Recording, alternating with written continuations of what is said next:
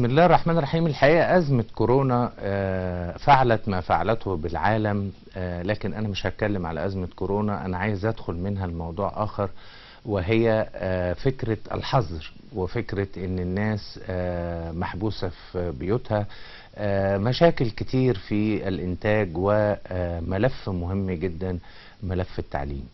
أنا ابتديت أتكلم عن كورونا عشان هرجع لنظرة تاريخية في مسألة التعليم. طبعا المدارس هناك قلق في كل دول العالم، قلق من جانب أولياء الأمور، من جانب الطلاب.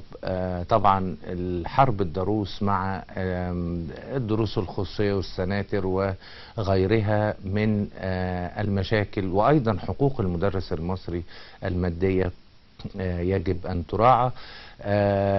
أنا عايز أتكلم عن الحاجة اللي كانت موجودة في الريف المصري زمان، ويمكن كانت موجودة في بعض أحياء القاهرة، الكتاتيب. يمكن موضوع غريب، لكن اللي هو كانوا بيحفظوا فيه الطلبة القرآن الكريم.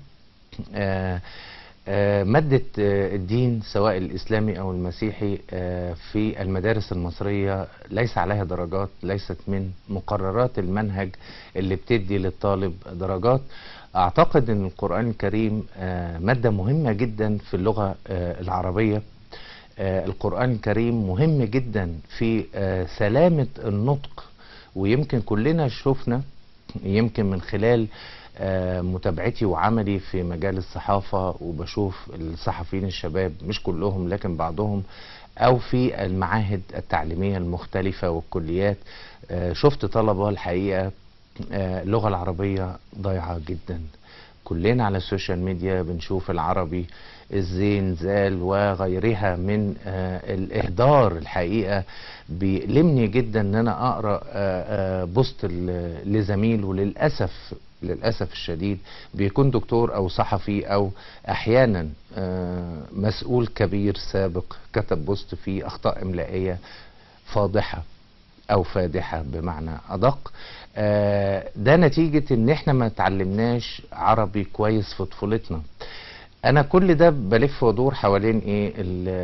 القرآن الكريم والكتاتيب ليه ما ترجعش تاني بشكل حديث، بشكل يعني في المدارس نفسها يتم عمل فصول تقوية في القرآن الكريم عشان الناس تعرف تتكلم عربي، حتى تعرف تكتب عربي كويس، تتكلم عربي كويس. كان زمان في البيوت الكبيرة كلمحة تاريخية، كان في مدرس موسيقى بيجي البيت لكبار القوم طبعا، او حتى متوسطي الطبقة المتوسطة، متوسطي الحال، مدرس لغة عربية بيجي البيت. الحقيقة كان بيتم تقوية طلاب او حد بيقرأ قرآن في البيت وبيعلم الولاد. يمكن افضل شوية من فكرة الكتاب اللي بيتجمع فيه ابناء القرية او الحي.